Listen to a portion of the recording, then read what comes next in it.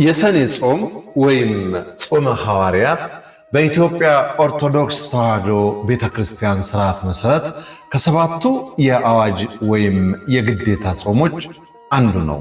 ይህ ጾም በየዓመቱ የጰራቅሊጦስ ወይም የመንፈስ ቅዱስ መውረድ በዓል በዋለ ማግስት በሰኞ ቀን ይገባና ሐምሌ 5 ቀን በቅዱሳን ሐዋርያት ጴጥሮስና ጳውሎስ በዓለ ዕረፍት ቀን ይፈታል።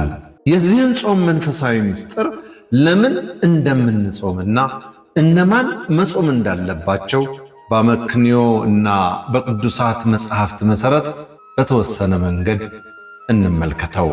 የሰኔ ጾም ወይም ጾመ ሐዋርያት ለምን እንጾማለን? እኛ ክርስቲያኖች ይህንን ጾም የምንጾምበት ሦስት ዋና ዋና መንፈሳዊና ታሪካዊ ምክንያቶች አሉን።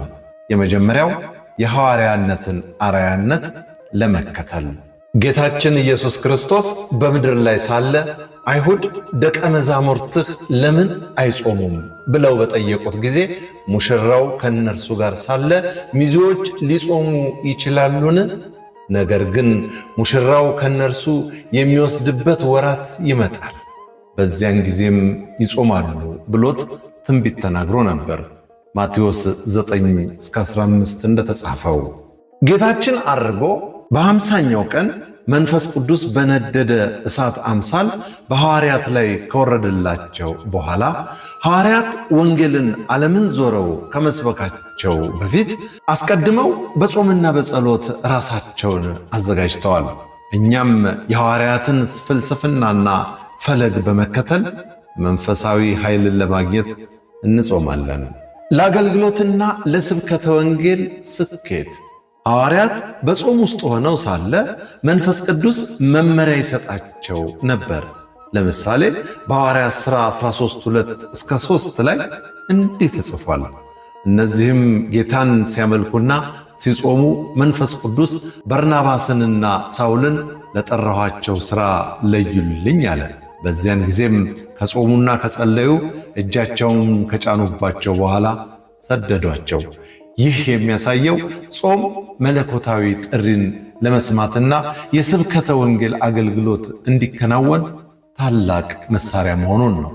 እኛም ዛሬ የቤተ ክርስቲያን አገልግሎት እንዲሰፋ፣ ወንጌል እንዲጸና በዚህ ጾም እንማጸናለን።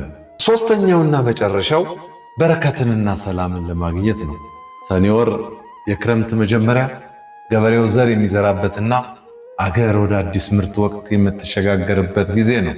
ስለዚህ ሕዝቡ በሥጋውም ሆነ በነፍሱ እግዚአብሔር የሰላምና የበረከት ክረምት እንዲሰጠው ምድር ፍሬዋን እንድትሰጥ በዚህ ጾም ወደ ፈጣሪው ይጮኻል።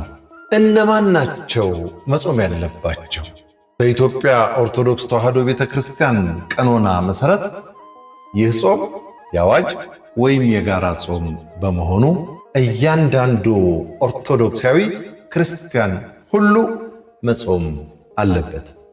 ጾሙ የመነኮሳት ወይም የካህናት ብቻ ሳይሆን የጠቅላላው ምዕመናን ጾም ነው።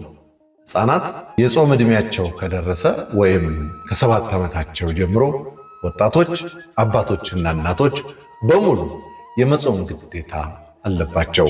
ልዩ ሁኔታዎች ወይም ሕጋዊ ፈቃዶች እንደ ማንኛውም ጾም ሁሉ በጣም በጽኑ የታመሙ ሰዎች፣ ነፍሰ ጡር እናቶችና የሚያጠቡ እናቶች ከነፍስ አባታቸው ጋር በመመካከር በጾሙ ሥርዓት ላይ ቀኖናዊ ማቃለያ ሊደረግላቸው ይችላል። ከዚህ ውጭ ግን ጤነኛ የሆነ ክርስቲያን ሁሉ ሊጾመው ይገባል። የመንፈሳዊ አመክንዮ ሚዛን ወይም ቴክኖሎጂካል ሎጂክ አንዳንዶቹ ይህ ጾም የሐዋርያት ከሆነ እኛ ለምን እንጾማለን የሚል ጥያቄ ያነሳሉ። የአባቶች ትምህርት አመክንዮ እኛ የሐዋርያት ልጆች ነን፣ ቤተ ክርስቲያናችንም አንዲት ቅድስት ኩላዊትና ሐዋርያዊት ወይም አፖስቶሊክ ተብላ በነገረ ሃይማኖት ትታወቃለች። አባቶች የጾሙትን ልጆች የመጾማቸው ምስጢር የሃይማኖት አንድነትንና ውርስን ያሳያል። አባቶቻችን ሐዋርያት ዓለምን በወንጌል ብርሃን የረቱት በጾምና በጸሎት ከሆነ እኛም ሰይጣንና የዚህን ዓለም ፈተና ማሸነፍ የምንችለው የእነሱን ጋሻ ወይም ጾምን ስንታጠቅ ብቻ ነው። ባጭሩ ጾመ ሐዋርያት ወይም የሰኔ ጾም የእግዚአብሔር መንፈስ በውስጣችን እንዲሰራ ለቤተ ክርስቲያን አገልግሎት ስኬትና የሐዋርያትን በረከት ለመካፈል የምንጾመው ታላቅ የጸጋ ወቅት ነው። ዘንድሮም ጾሙን በሰላም አስጀምሮ በበረከት ለማጠናቀቅ እግዚአብሔር አምላክ መንፈሳዊውን ብርታት ይስጠን። አሜን። በለጠ እሸቴ ዘሀገረ ኢትዮጵያ እንዳቀረበው